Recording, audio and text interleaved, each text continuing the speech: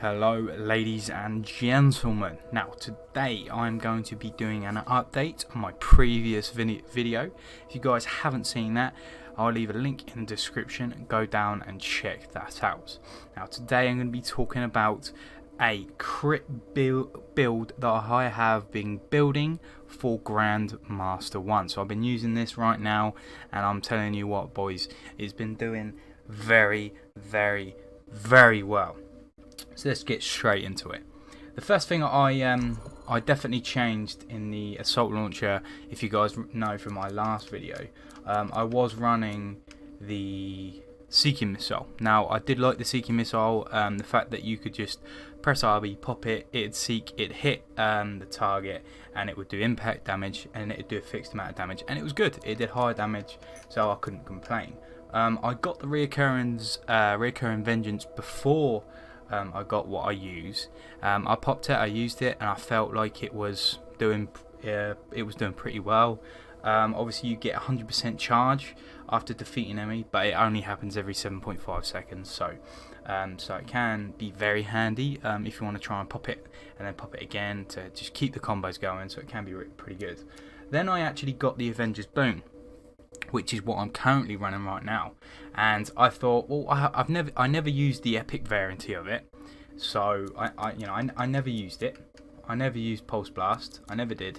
So I thought to myself, why not? Why don't I use this gun? As you can see, I've got 3 of them because obviously this was before the patch. I have all this before the patch, so some of the inscriptions on them aren't great, but this one's, for me, it's got the best because it's got weapon damage plus 20%. It's got the LB's got another 8% damage, and you've got extra 23% support luck, which is pretty nice. But the actual ability itself is Stroke of Strength. Hitting an enemy increases melee damage by 110% for 20 seconds. But obviously you can see that a little icon next to the 4,478 damage. That means it's very good for breaking shields. And I can tell you this thing comes back pretty quick. It's got a 5-second recharge. So you can use it to pop the shield, you can then throw your primer, and by the time you've thrown that, it's detonated, you turn around, you reloaded, whatever, your Avengers Boon's back, and you can pop the combo. So it is very efficient for that. But what the best thing about this ability is that it crits. No matter if you have frozen them, set them on fire, acid them, whatever combo you do, you can crit that combo, which means you can do so much more damage, which is a very important part of the build. On the grenade, I was running the fire grenade, but now I have opted for the frost grenade, the cold-blooded, because in the higher levels, sort of Grandmaster 1 and Grandmaster 2, survivability is one of the most important things, due to the fact you don't want to be dying all the time. Nobody wants to be dying all the time. Nobody wants to be that guy. Come on. So being able to freeze your opponent, then hit the combo, it gives you those few seconds to maybe get your recharge, get a reload off, get into cover a little bit, or whatever's necessary. You can use it in defense as well. You can use it you can throw it against a group of enemies, you can freeze them, and then it gives you time to get away. So it can be used very well for your combos, but also it can be used pretty decently in attack as well. But in the descriptions on this aren't too bad. I've got marksman rifle plus 5% damage. Gear damage is up by 50%, which is massive, and also ammo drop rate is an extra 30%, which is also really good, especially in those higher tiers, because ammo just gets less and less really. So that's pretty good. The weapons that I'm using the Thunderbolt and Uvinia. Now this gun for me is the best gun I've got. And I've got some pretty decent masterworks. I've got quite a few of them, and the masterwork of the Thunderbolt of Uvinia, is just a beast. It is a shield shredder. It has a 33% chance to deal large electric damage, so it mullers shields, which are fantastic. I've also got an extra 7% marksman damage on it. I've also got 30% weapon ammo, 10% force, and an extra 15% physical damage, which again, you can't complain with the damage.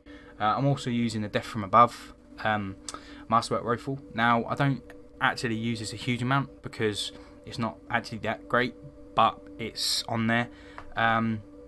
It delivers a free shot burst, Raptor Sense, while hovering, increases weak point damage by 65%. That's a big increase, but you don't really want to be hovering because with the Ranger you can't hover for very long and you'll just get smashed out of the air. So I'll hover maybe a little bit off the ground sometimes. I might hover every now and then and whack this out. But the main reason why I've got it on is, as you can see, it's got that critical plus 23% damage with the little javelin icon there, which is obviously fantastic for extra crit damage on the build, which is absolutely potent. The components I've gone and got is a massive increase in my damage from the last video and the last build I did. This one increases my combo damage by 50% of its base, which is absolutely and utterly enormous. It's absolutely massive. You see a huge difference when you take this off, and you see a huge difference when you put it back on again. Without this, you would not be doing the damage you need to be doing against single targets in Grandmaster 1 and GM2, so it's a must. Armor reinforcement, obviously, survivability, always key. You've got the extra speed and the extra damage on the RBs, which is pretty decent. So when I do pop off my Avengers boon, I've got more speed on the return of it, and I've got a little bit more damage on top, so that's pretty decent. Ultimate inscription. The reason why I have this on is because it increases my damage of my ultimate. Now my ultimate is actually a blast impact. It's actually blast damage, sorry, not impact damage. So when I have the convergence core, which I'll talk about later, it actually does affect my super quite a bit, and it does cut the damage down. So I put this on just to counter that, give it a little bit of extra damage, but also, as you can see, it's got pretty decent inscriptions on it. It's got combo 5% damage and physical 18% damage, so again another really good little bit of damage on top. You just can't complain. Obviously from last time, if you remember, 35% of your base free charge on your grenade, which is massive. Keep them combos coming. My first ever masterwork component. I do actually have another one, but it decreases my impact damage and increases blast damage, which is not really what you want. So I've just sort of put that off to the side for the moment because my survivability is pretty good. I'm not going down all the time and I'm not struggling, so if in the end when I do need to whack it on, I will whack it on, but for now it's pretty good. This increases all weapon damage by 25%. When you're on low health, your gun damage increases by another 25 for 10 seconds, which again, can't complain with. You're going to be using your gun all the time to rip shields apart, so it's always good to have a little bit more damage on top. And then the big one, another big one, is a convergence core, which increases your impact damage by 35, and it decreases your blast damage, which is obviously does decrease my super damage by 35% of its base, so that can be quite painful, but doesn't really 100% matter. I really use my super to regain health, not really to do damage. I've got bulwark point on, which gives me in my inscriptions an extra 15% shield, and that's about it. The other one I could probably put on and get more on my LB, but I've gone for the extra shield, extra survivability. So yeah, I hope you guys enjoy the little bit of gameplay I put together. If you're wondering why the thumbnail ranger and this ranger looks different, is I actually took the thumbnail picture yesterday, and this morning when I went on to play with a few of my friends, I thought, you know what, I've been having sort of black and gold and white and gold for so long now, and red and gold, so I thought I'm gonna switch it up. So I bought the old Sentinel thing off the market, and I haven't actually used it, so I thought, screw it, I'll do it, and I put it on, and I like the old white and purple. I think it's different. I don't see many people with it, so yeah, I hope you guys enjoyed the video, and obviously the little bit of gameplay, and I'll see you all in the next one.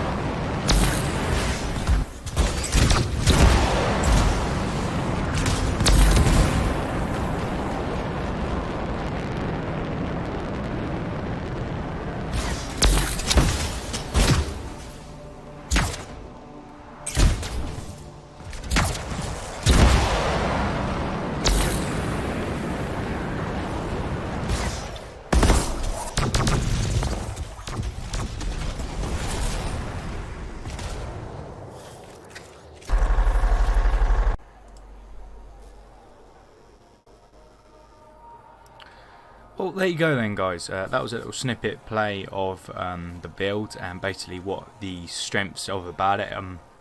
Obviously, hitting those weak points and getting those crits can push out the damage. You can do some really mean and nasty plays, so it's pretty good. So yeah, stay tuned for the next video. I'll be doing a full run through of the Tyrant mine on GM1. So yeah, if you guys enjoyed the video, don't forget to drop a like and subscribe, and thank you for watching.